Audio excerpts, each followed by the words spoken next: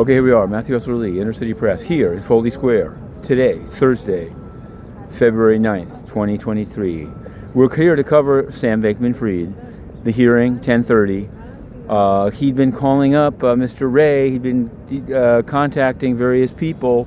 The government complained and then was willing to cut a deal with him, not even naming who he was allowed to call. But Judge Kaplan said no, the hearing is still on, and so we'll be covering it. Meanwhile, he's appealed to keep his co-signer secret. Sleazy Sam, as we call him.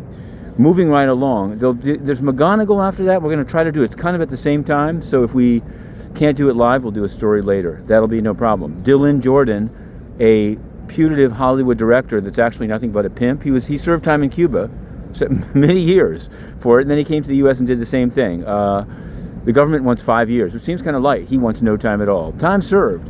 What can you say? But the big case for me is Gilbert Armenta. We've been trying, he's involved in the OneCoin fraud, and he's up for sentencing soon, and he did a sentencing submission that was nearly entirely redacted, at least all the important parts, about Ruja Ignatova, his one-time lover who spied on him, about Hargreaves, a lot of names flying around. So we filed a letter very politely seeking to unseal, and there's a hearing. It's on February 14th at 10 a.m. In the building right behind me, and I'm going to be there. And hopefully we'll get these things unsealed. So we'll have to see.